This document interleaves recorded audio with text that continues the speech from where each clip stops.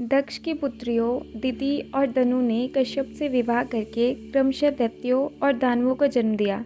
दोनों राक्षस जातियाँ थीं जो लगातार देवताओं से युद्धरत रहती थी।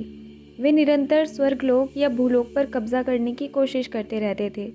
यद्यपि देवता और दानव एक ही वंश वृक्ष के फल थे, किंतु वे सदा एक दूसरे के खून के प्यासे रहते थे। एक बार स्वर्गवासियों ने सभी देवताओं को जान बचाकर भागते देखा। बल नामक एक अजय असुर ने इंद्र को पराजित करके उसके राज्य पर अधिकार कर लिया था। अपने लोक से निकाल दिए गए असहाय देवता द्वार पर खड़े थे। वे अब अपने लोक के स्वामी नहीं रहे। वे सब लज्जा और भय से काँप रहे थे। वे जाने लगे तो उन्होंने बल को पास आते देखा। बल का दिमाग शैतानी था, किंतु वह हृदय से सदाचारी था। वह इतने उदार थे कि उसने कभी किसी के अनुरोध को अस्वीकार नहीं किया।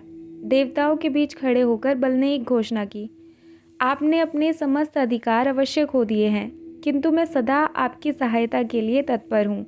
मैंने अतीत में खुलकर दान दिया है और आगे भी देता रहूँगा। आप जब भी कोई यज्ञ करें तो भरोसा रखिए कि मेरा सहयोग सदा आपको मिलता रहेगा।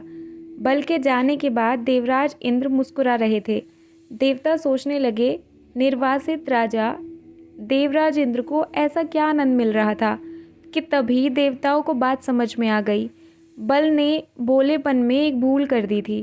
उसने देवताओं को अपनी पराजय की कुंजी सौंप दी थी। एक यज्ञ। तैयारियां तुरंत आरंभ हो गई और जल्द ही यज्ञ का दिन आ गया। यज्ञाग्नि की लपटें ऊंची उठ रही थी और मंत्र गूंज रहे थे। योजना को क्रियान्वित करने का समय आ गया था। इंद्र और देवता महल में लौटे और उन्होंने बल से विनम्रतापूर्वक स्वागत किया। हमने एक यज्ञ का आयोजन किया है और हमें अनुष्ठान पूरा करने के लिए एक प्राणी की आवश्यकता है जिसकी बलि दी जा सकती हो। अवश्य, हम आपसे अनुरोध करते हैं कि आप स्वयं को अर्पित कर दें ताकि यह यज्ञ पूर्ण हो सके। और पूरी सभा सन्न रह गई। बल उठ खड़ा हुआ। उसके चेहरे पर भय झलक रहा था। ऐसा लगा मानो उसकी छाया सबको लील जाएगी। क्या ये देवताओं के जीवन के अंतिम शब्द थे? क्या बल उन्हें एक एक करके मार देने वाला था? क्या बल की चमकती आंखों को देखना देवताओं के जीवन का अंतिम दृश्य था? वे जानते थे कि बल बहुत परोपकारी था, किंतु क्या कोई इतना उदार हो सकता है कि वह स्वयं को ही परहित के लिए अर्पित कर दे? बल उनके निकट आया तो सब सहम कर एक दूसरे के पास जा खड़े हुए। बल और निकट पहुंचा और निकट। उसके शैतानी दिमाग में आखिर क्या चल रहा था? बल ने हाथ जोड़कर कहा, मैं तैयार हूँ। शीघ्र ही यज्ञ की अग्नि उसके शरीर का भक्षण करने लगी। उसकी हड्डियों को जलाने और मांस को पिघलाने लगी। चाल कामयाब हो गई थी। बल मर चुका था। स्वर्गलोक पर एक बार फिर देवताओं का अधिकार हो गया। देवतागण आनंदित थे। वे सब बल के शव के पास नाच रहे थे। तभी कोई चिल्लाया, देखो, यह कैसा चमत्कार था। बल का भस्म हो चुका शरीर रूपांतरित हो रहा था। उसका हर अंश एक आकार ले रहा था। वह इतनी सुंदर और भव्य वस्तुओं में परिवर्तित हो गया कि उससे दृष्टि हटाना असंभव था। ये सब क्या है? सारे देवता उन वस्तुओं को देखने के लिए निकट पहुँचे। बल के शव से नए नए रंग बन रहे थे, लाल, हरा, नीला और पीला। अनदेखे रंग जिन्हें देखकर देवताओं की आंखें चकाचौंध हो गई। उनका दिल बैठा जा रहा था। बल के अवशेष एक इंद्रधनुष में बदल गए जो लाखों सितारों की चमक से प्रकाशमान हो रहा था। इसी बीच एक आकाशवाणी हुई, बल के इस अंतिम निस्वार्थ कर्म ने उसके शरीर को पवित्र कर दिया है। वह ब्रह्मांड में पाए जाने वाले सबसे अनमोल पदार्थों में बदल चुका है।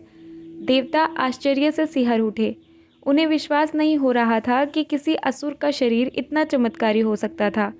उन्होंने तुरंत उसे साथ ले जाने की कोशिश की, किंतु हर बार वह फिसलकर भूलोक की ओर गिर पड़ता था। बल का शव गिरते हुए फूट गया। उसके टुकड़े पृथ्वी पर बिखरकर इधर उधर जम गए। उसके शरीर के कुल 24 हिस्से हुए, जो पहाड़ों, जंगलों, नदियों और महासागरों में जा गिरे। इनमें से 21 टुकड़े प्रकृति में पाए जाने वाले सबसे शानदार वस्तुओं में बदल गए, जो रत्न कहलाई। इनमें से 9 रत्नों को सर्वाधिक मूल्यवान माना गया।